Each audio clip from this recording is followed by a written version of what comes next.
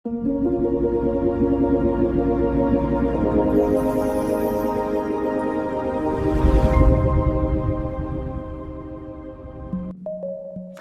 sveicināti redzeslokā sabiedrībā. Ar ziņām jaunumiem Georgs Rubenis. Šo gadu Apvienoto Nāciju organizācija pasludinājusi par starptautisko brīvprātīgo gadu, un biedrības nodibinājumi ir tie, kas Latvijā virza brīvprātīgo darbu, veido kopienas, palīdz tur, kur visgrūtāk, un dara ikdienas darbus, kas bieži vien nenonāk lielajās ziņās. Un šodien dažas no tām.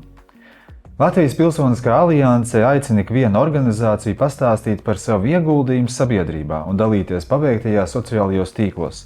Ar tēmturi NVO dara top stāstu apkopojums par biedrību nodibinājumu darbu no galvaspilsētas līdz pašām vistālākajām kopienām, tostarp pierobežā.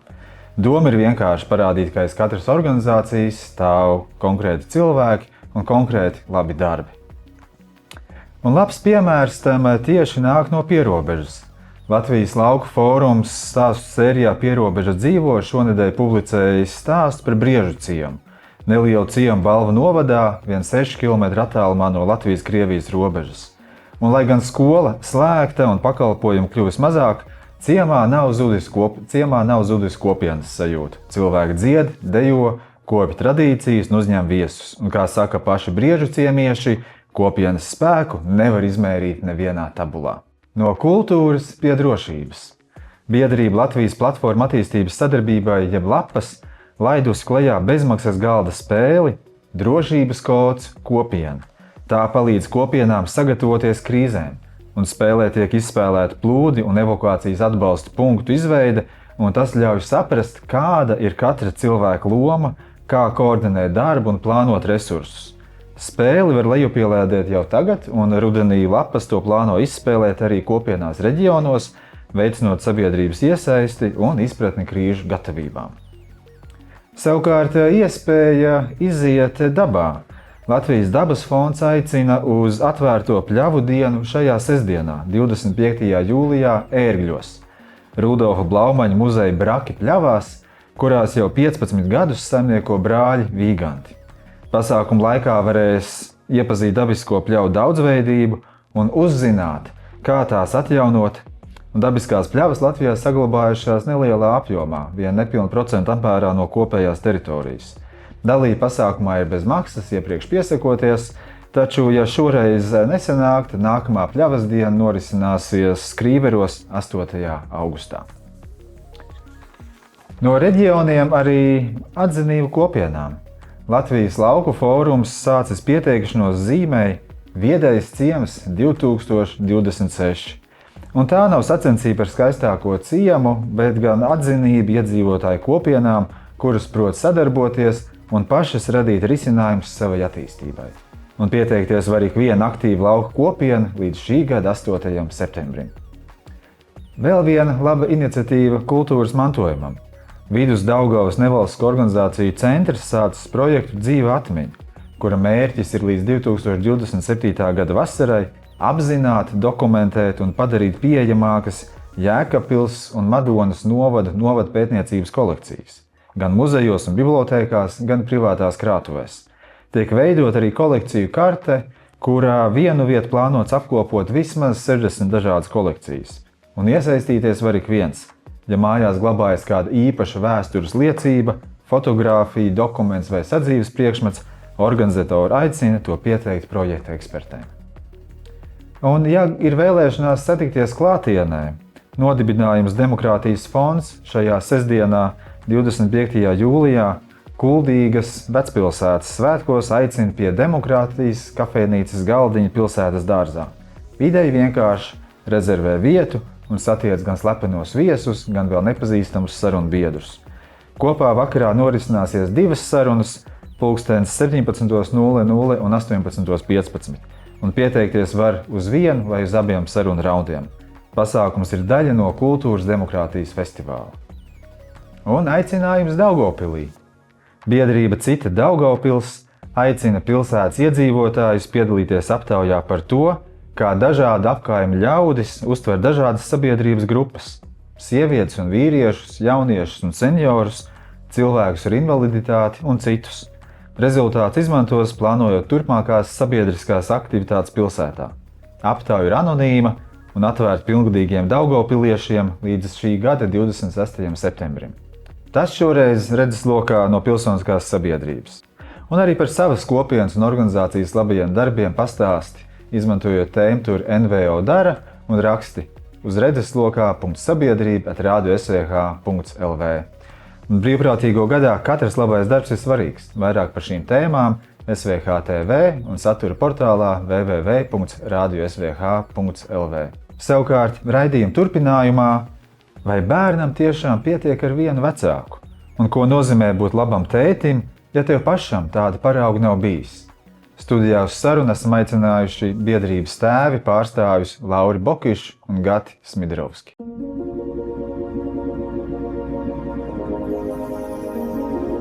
Eiterā raidījums Redzeslokā.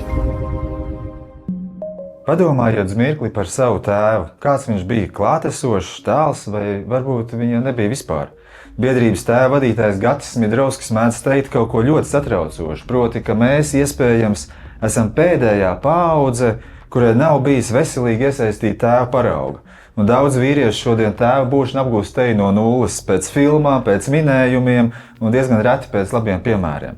Bet tas nav arī tikai tāds personisks jautājums, jo pētījumi rāda arī to, ka tajā brīdī, kad tēvs ir klāt, tad bērniem klājas labāk, ir mazāk veselības risku, labākas sekmes un lielāka iespēja dzīvē tikt tālāk.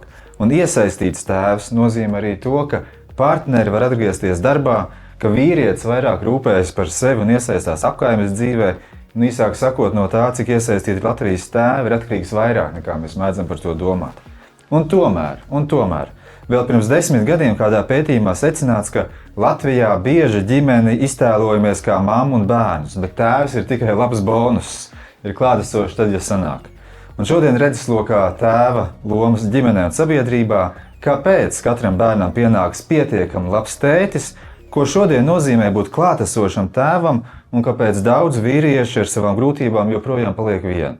Studijā biedrības tēvi pārstāvi Lauris Bokišs un Gatis Smidrovskis. Jā, bet varbūt mēs varētu sākt no paša sākuma, proti, kāpēc vispār Latvijā ir vajadzīga tāda organizācija, kas rūpējas tieši par tēviem? Kas ir tā problēma, ko jūs toreiz ieraudzījāt, kad biedrību tēvu veidojāt? Raugi, tad, kad biedrība tēvu veidojās, mūsu vēl tur nebija. mēs piedzimām kā tēvi dažus gadus vēlāk. Es pievienojos pirms 8 gadiem, Gatis pirms 7 gadiem, un tajā brīdī biedrība bija ieskrējusies ar no kampaņas par tēvu lomu, ko rīkoja biedrība Dardedze, un savukārt mediju kompānija Inspired taisīja kampaņu. Un Inspired vadītājs Kārlis kopā ar projektu vadītāju Elīnu saprata, ka tā ir tēma, kuru nevar atstāt tikai vienas kampaņas, viena projekta ietvarā, ka tur īstenībā ir milzīgs potenciāls un radās no sākuma nodibinājums, pēc tam biedrība, kuri sāka ar to, ar ko ļoti bieži Latvijā biedrības nesāk, ar pētījumiem. Un to arī atsaucies uz vienu no tiem pētījumiem. Pirmais bija par tēva lomu Latvijā, par tēva vietu Latvijā, kas secināja, ka pat tur, kur ir iesaistīti tēvi, tur galvenais viņu uzdevums ir būt labam mammas asistentam. Jā, viena lieta ir, ka tas redzējums Latvijas sabiedrībā, kā mēs uztvērām tēvu, bet tas jau bija pirms gadiem 10. Būtu vērtīgi paskatīties, kā tas ir mainījies. Par šiem 10 gadiem, man liekas, mēs vismaz uz ielas esam arī redzējuši. Mēs redzam fiziski, kā mainās tā tēva iesaiste, bet tajā laikā viena lieta ir, mēs paskatījāmies, kāda ir šī attieksme varbūt sabiedrībā par tēvu. Tad, paskatoties pētījumus, cik īstenībā ārkārtīgi liela nozīme ir iesaistītam tēvam ģimenes dzīvē, bērna nākotnē un bērna veselībā. Un tad, paskatoties uz to piedāvājumu un pozicionējumu, kāds ir, tad īstenībā mums šajos atbalsta sistēmās viss bija pakārtots mammām, kas, protams, ir ārkārtīgi labi, ka mums ir šis milzīgais lielais atbalsts mammām, kuras arī nes tad lielu smagumu uz saviem pleciem, bet tēviem bija pilnīgs tukšums. Tad, man ir liels prieks, ka mums Latvijā ir Šāda liela organizācija un īstenībā pietiekami spēcīga un jau ar labi iekrātu pieredzi, ar ko mēs varam arī dalīties arī citās valstīs, ko ļoti augstu novērtējam. Jā, bet Gati, tev arī pieder tā frāze, ka mēs varbūt esam pēdējā paudze vai pirmā paudze bez veselīga tēva parauga. Bet kā vīrietis šodien vispār saprot, kādam būt tēvam, ko nozīmē būt par tēvu? Ļoti liela nozīme ir vienkārši tam, ko mēs redzam. Droši vien apkārtējā sabiedrībā un kas tiek uzskatīts par normu. Ja mēs redzam, ka mūsu kolēģi iet bērnkopšanas atvaļinājumos, pavada brīvdienas ar saviem bērniem, vakaros neiet visu laiku uz krogiem un katru vakaru nepavada kaut kādos treniņos, bet viņi saka, aizbildinās ar to, ka, man īstenībā ir ģimene, bet ir ar bērniem kaut ko grib pavadīt laiku, un ka mēs dzirdam, jūtam, ka tie vīrieši, tas varbūt kaut kāds viens no soļiem ir, ka viņi vismaz ir mājās, ka viņi ir blakus saviem bērniem. Tad jau atkal nākamais ir, ka viņi varbūt ir tiešām klātesoši, ka viņi iemācās runāt ar bērniem, kas arī vēl ir īstenībā diezgan grūta sastāvdaļa, tiešām runāties, iesaistīties ar bērniem, kas bieži vien, ko es novēroju, ka viņi trūkst. Vīrieši, viņi grib būt ar tiem bērniem, viņi grib būt šie tēvi, īsti nezinu kā, bet viņi vismaz sāk ar to, ka viņi ir fiziski blakus, un tad jau tās pārējās soļi arī seko. Jā, par tām lietām, Laurija, ko tu mini, ieskatoties arī biedrības tēvi mājaslapā, redzams, ka ir dažādas mācību programmas un praktiskas lietas, bet, piemēram, kā praktiski izskatās tēvu grupa? Kas tur pulcējās? Kas tur notiek? Kas ir saturs? Mums ir dažādi formāti. Mēs domājam gan par mazu bērnu tētiem, gan par topošiem tētiem, gan par jau pusauģu tētiem. Un mēs esam šķirtiem tētiem, jā, tieši tā. Un mēs esam pielāgojuši nevis saturu, bet to formu un to tiešumu valodas no Latvijā zināmām bērnu emocionālās audzināšanas grupas, vecāku izglītības programmas, ceļvedis audzinot pusaudzi, un unikāli ir tēvu grupa, kas arī ir īstenībā tās pašas kampaņas, kas bija, no kuras dzima biedrība tēvi, viens no augļiem, kas turpinās, un mēs attiecīgi esam arī pārņēmuši to tēvu grupas formātu. Un kas tur notiek? Ļoti vienkārši. Sanāk vīrieši kopā un runā par tēmām, kas ir svarīgas vīriešiem no attiecību un tēva būšanas perspektīvas. Par to, kā neļauties pirmajiem impulsiem, kā savākt savus nervus kopā, kā saprast, kas notiek ar bērnu, kā saprast, ka ar 2-gadīgu bērnu tu nevari racionāli un loģiski sarunāt lietas, tāpēc, ka viņa smadzenes vēl nav tam piemērotas. Lūk, tas ir tas, kas notiek tajā grupu līmenī. Mēs arī dodam individuālas konsultācijas visādos formātos, gan tiešsaistē, gan klātienē. Un esam daudziem tētiem palīdzējuši gan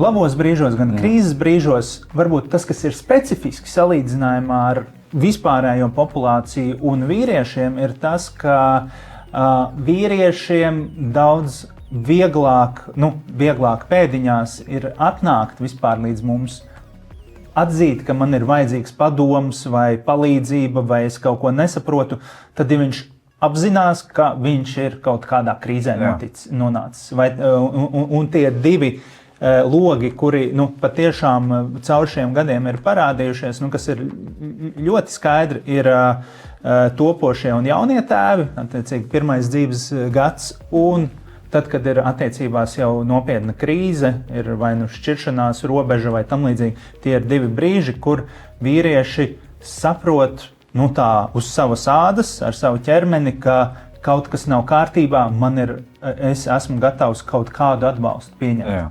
Jā, tā ir interesanta lieta, ko arī tu, Laura, jau nedaudz ieskicēji, vai neproti par tiem vīriešiem, kuri tad ir tie, kas pie jums arī atnāk.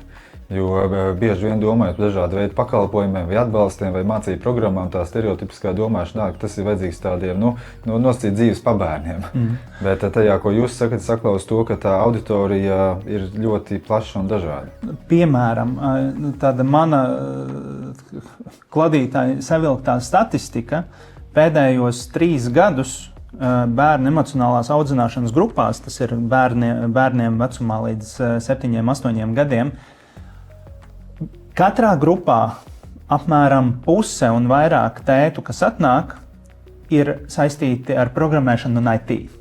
Un tas kaut ko pasaka. Tie tātad ir vīrieši, kuriem ir kaut kāds zināms, tāda stabilitāte, bet reizē, tāpēc, bieži IT jomā tad arī ir cilvēki, kuri ir vairāk introvertāki, kuri vairāk ir vērsti uz sevi, un tajā brīdī, kad tu nonāc attiecībās ar bērnu, un tev ir jārisina attiecības ģimenē jau plašākā sistēmā, tu saproti, ka kaut kas pietrūkst. Un viņi, es teikšu, ir viena no atvērtākajām un tādām ieinteresētākajām grupām kopumā, ko es esmu identificējis mūsu tajā pakalpojumu saņēmēju lokā. Jā. Gati, ja tev ir arī podkāsts Tēvu radio, kas ir veidos un kuri pārsvarā klausās vīrieši, kas īstenībā tādā nozarē notiek diezgan reti, bet kā tev izdevās izveidot un radīt arī tādu saturu, kas ir paredzēts tieši vīriešiem, un kur vīrieši arī tiešām klausās? Kas ir tiešām tāds, man liekas, unikāls, tiešām tas novērojums, ka tēmas par ģimenēm, par attiecībām, par bērniem. Un, man liekas, tā ir tāda unikāla lieta, ka par šīm tēmām, par ko es biju pārsteigts, ka mums tiešām lielākā daļa auditorijas ir vīrieši tomēr. Beidzot, paldies Dievam, arī vīrieši klausās, bet ir diezgan liela daļa arī. Liekas, ka 30% ir sievietes, bet vismaz vīrieši lielākā daļa. Un mums ir tāds nosacījums, ka ar vīriešiem, par vīriešiem svarīgām tēmām runājam. Līdzīgi tāpat kā mums ir arī grupās, tas nosacījums, ka mums ir tikai vīrieši. Viens no pamata nosacījumiem ir, ka viss, kas grupās notiek, arī par ko mēs runājam, ir arī paliek grupās. Tāds konfidencialitātes tas princips, man patīk salīdzināt ar Las Vegas, ja? Kas notiek tēva grupā, paliek tēva grupā, tāpat kā Las Vegasā. Un tas ir tas iemesls, kāpēc mums ir iespēja pilnīgi plaši atklāties un iet varbūt arī dziļumā un runāt par tām lietām, par kurām ne darbā mēs varam izrunāt, ne arī bieži vien ar draugiem, krogā pie aliņa. Un bieži vien mēs arī runājam par lietām, par kurām mēs nevaram arī sievai atklāties par savām bailēm vai kaut kādiem pārdzīvojumiem, par ko mēs satraucamies. Mēs bieži vien satraucamies par finanšu lietām. Jā, par finanšu stabilitāti. Stāstam arī par savu bērnību, kaut kādām sāpīgajām pieredzēm, par to, kādi ir bijuši mūsu tēvi. Bieži vien nodarbībā, kur mēs pastāstam par savu tēvu, gandrīz katru reizi kāds vīrs izplūst asarās. Kādam parādās tādas, dusmu lēkmes vai kā citādāk. Un nevienmēr mēs varam, kādam atzīt par to, ka pats norāvis, ritīgi sabļāvis bērniem. Pēc tam bija tāda kauna sajūta iekšēji, bet, kad norāvos, sabļāvu, daži arī atzīst, ka tiešām nenoturējos un nokopēju savu tēvu un arī uzšāvu pa dīvaini. Jā, tās tādas nopietnas lielas tēmas, ko jūs arī runājat un stāstat un arī mācat vīriešus, bet, piemēram, arī atskatoties tiem aizvadītajiem gadiem, vai jūs pamanāt arī kādus augļus, piemēram, varbūt arī cik daudz tēvi ir bijuši pie jums, kas ir varbūt kaut kā tie novērojumi, ko jūs redzat, kas notiek ar šiem tēviem un tēva attiecībām bērniem, kur ir apmeklējuši nodarbības vai arī saņēmuši kādu citu jūsu pakalpojumu? Tādu kopējo statistiku, man liekas, par šiem gadiem mēs neesam apkopojuši. Bet mums ir apmēram skaitļi, un tie skaitļi ir 500 plus vīrieši, kas ir izgājuši cauri grupām, vīrieši, kas ir bijuši individuālajās konsultācijās, tie ir, kopš es esmu 8 gadus, tie ir vairāk kā 500 vīrieši, kas ir, ar ko ir bijis kontakts tieši vai grupas vai individuālā līmenī. Lūk, un tā ir labā lieta. Tas, kas ir satraucoši, ka vīriešus joprojām visvairāk uz grupu atved vai nu krīze vai sieviete. Nevis tā ir kaut kāda tāda jau izplatījusies tendence, sajūta, ka ir ok. Ir ok saprast, ka es kaut ko nezinu. Un tā ir varbūt tā galvenā lieta, ko ir šausmīgi grūti pieņemt vīrietim. Principā tajā brīdī, kad piedzimst bērns, es piedzimstu par tēvu. Un tajā brīdī, kad es piedzimstu par tēvu, hei, es mācos staigāt. Es tikai tagad sākšu mācīties staigāt kopā ar to bērniņu. Un to pieņemt, ka es kaut ko nezinu, neprotu, kaut kas mani biedē, ir šausmīgi grūti. Tur katra iespēja pateikt to publikai, nevajag baidīties, un nav jābūt vienam tajās lietās, ir baigi labā iespēja. Tas ir droši vien tas, kas tiešām kavē vīrietim atzīt, ka es kaut ko nemāku, man kaut kas nesanāk, man neizdodas. Un liela daļa tiešām viņi paliek un turpina uz saviem grābekļiem kāpt. Vieni paši mēģina kaut kā risināt, un tik un tā nesanāk, un tad viņi kaut kā tur iesprūst bieži vien. Un tas ir tas, manuprāt, viens no lielajiem ieguvumiem, ko viņi uzreiz saprot pirmo reizi atnākot uz grupu. Es neesmu viens šitāds. Tā kā viņi normalizē un saprot, ka arī citiem, un ir pat sliktāk, ir citiem džekiem arī sliktāk. Un es varu kļūdīties, un no savām kļūdām mācīties un iet uz priekšu bišķiņu labāk. un kas ir interesanti, ka viņi atnāk parasti uz šīm grupām, nezin, ko sagaidīt, nezin, kas īsti tur notiksies, jo to ir tiešām arī grūti izstāstīt, jo bieži praktiski visiem vīriem, kas atnāk, tā ir pirmā pieredze būt tādā vīru aplī, atklāt, godīgi dalīties par tošām tādām personīgām lietām. Un tad, kad viņi atnāk, pirmā, otrā reize viņi saprot, jā, šitā ir stele, šis ir baigi forši. Viņi to, nezinu, man parasti tās ir trešdiena no vakara, tagad kaut kā iegājies, viņi to trešdienas vakaru gaida. Un beidzās tas, 9 nedēļu kurs. Kas tagad? Ko es tagad trešdien vakaros darīšu? Viņam tiešām tā vēlme, tā inerce paliek. Jā.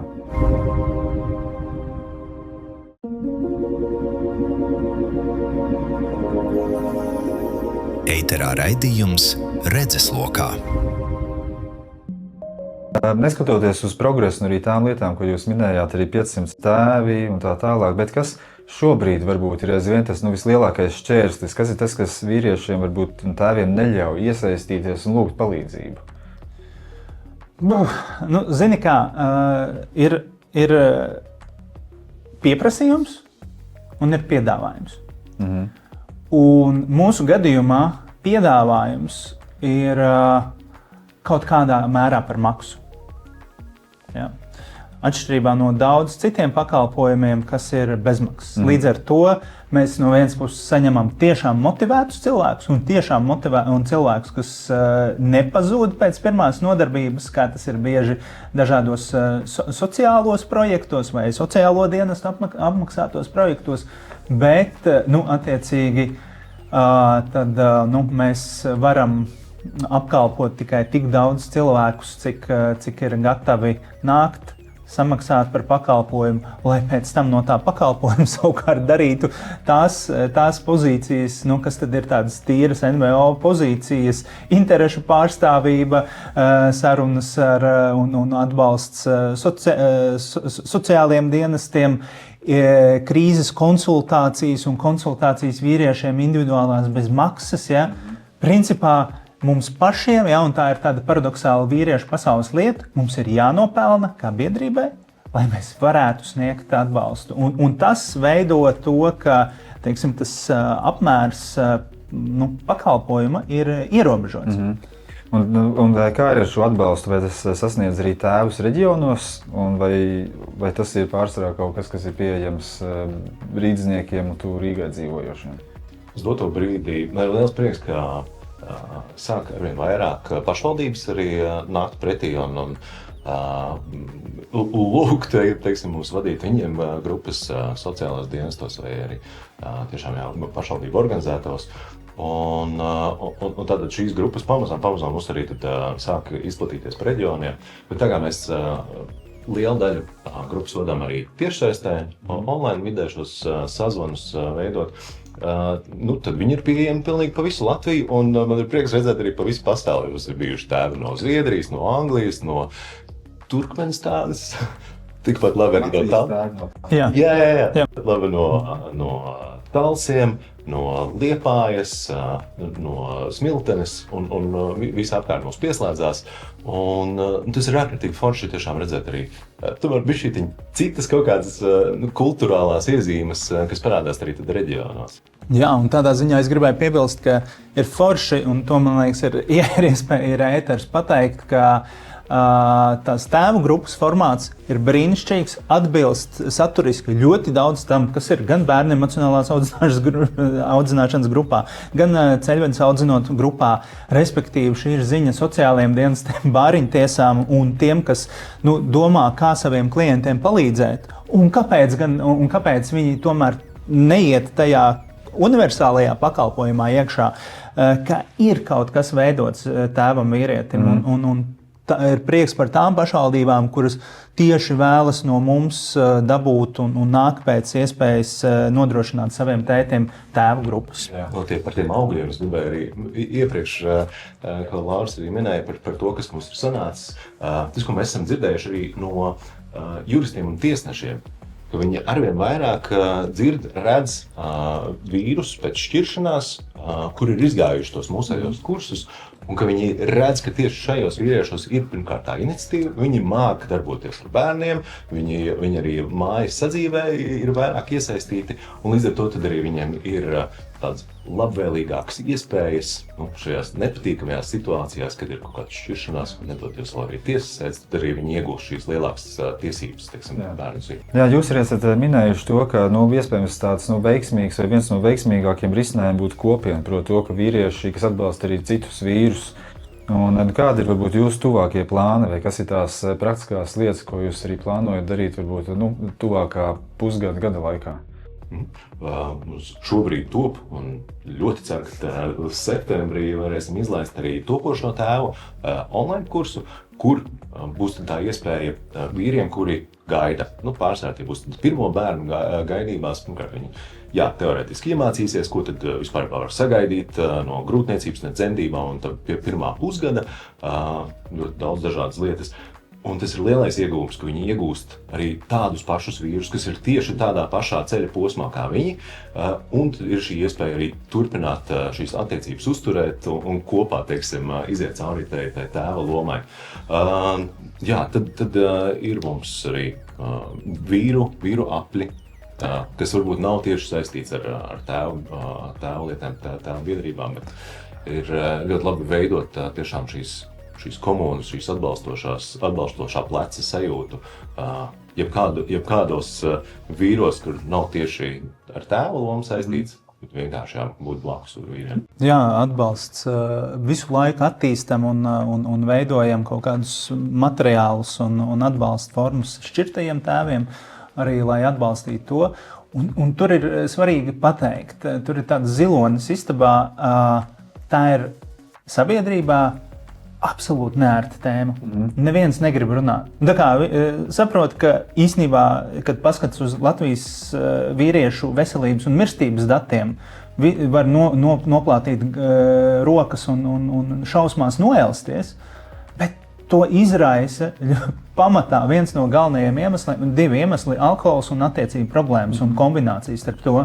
Jā, un tad, ja virkne vīriešu aiziet no šīs dzīves vai sabojā savu dzīvi tuvu neatgriezeniskam, tāpēc, ka viņi nav saņēmuši atbalstu, bet, lai saprastu savukārt, kas ar viņiem notiek, kā viņi līdz tam nonāk, pie mums sabiedrībā par to negrib runāt. Mums ir sliktais piemērs arī viens. Mēs iepriekšējo gadu pavadījām staigājot pie uzņēmējiem, pie dažādiem fondiem, lai atrastu naudu pētījumam par šķirtajiem tēviem. Jo tas ir viens no mūsu vēsturiskajiem pētījumiem, lai uztaisītu viņam atjauninājumu. Mēs nevaram dabūt naudu tam. Saprotat? Lai kā, ja? Un līdz ar to tas, ar ko mēs varam aizlīdzēties un ļoti palīdz, mums ir somu draugi. Somiem ir brīnišķīgs, ļoti nesens pagājušā gada šķirto tēvu pētījums. Viņš mums parāda skaidrus datus, skaidras problēmas, ar kurām tad mēs varam iet apkārt un teikt, kas notiek ar vīriešiem un kāpēc un kāda veida atbalsts viņiem būtu vajadzīgs. Jā, bet varbūt tādā raidījuma noslēgumā varbūt katrs no jums varētu īsti padalīties un pateikt to, kas varētu būt tāda viena konkrēta lieta, ko katrs tētis vai topošais tēvs varētu darīt mājās jau šovakar, jau tagad. Es uzlikšu 10 minūtes pavadīt ar bērnu kopā, bez ierīcēm, bez nekādiem citiem traucēkļiem, divatā, citā telpā, un ļaut bērnam vadīt. Pilnīgi vienalga, ko, un tiešām ļauties tam, ko tad bērni grib darīt, un šajās 10 minūtēs viņu nemācīt, nekādā veidā viņu neskubināt, nekritizēt, tikai to pozitīvo likt iekšā, novērot, komentēt, ko viņš dara, kas viņam labi sanāk, un tādā veidā tad piepildīt viņa to uzmanības deficītu, kas bieži vien bērniem pietrūkst, no kurienes arī rodās kāpēc nepaklausības, čīkstēšanas un viss pārējais, kas mums pašiem vecākiem tā kā īsti nepatīk. Bet mums ir jāieliek iekšā, lai arī ārā nāk tas pozitīvs. Lauri? Un tā otra lieta, lai savukārt šīs 10 minūtes varētu veltīt. Vīrietim ir vajadzīgas 3 lietas, kuras mēs promotējam, kur vien varam – čomiņš, mieriņš un sviedriņš.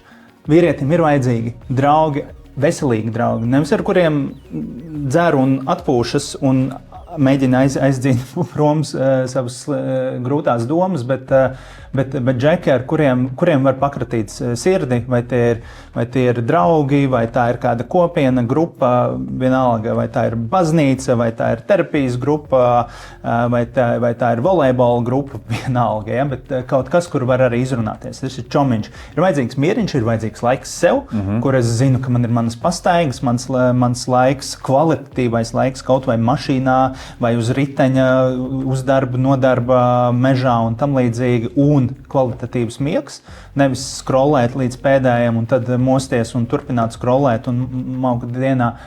Un sviedriņš ir vajadzīga kustība, lai cilvēks varētu savu prātu kontrolēt, ir jābūt arī veselīgai attieksmei pret savu dzīvi.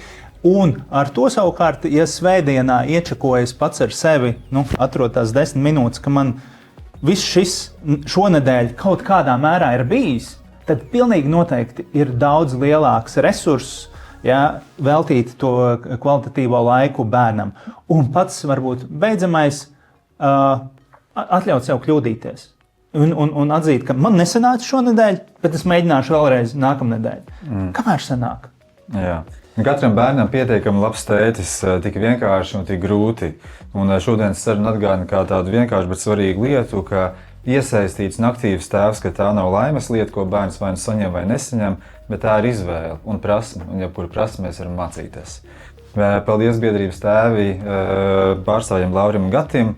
Vairāk informācijas, saprotu, ir pieejama mājaslapā tēvi.lv, un ja kļūs grūti, nepaliec viens, un tiekamies nākamnedēļ. Tas bija raidījums Redzeslokā.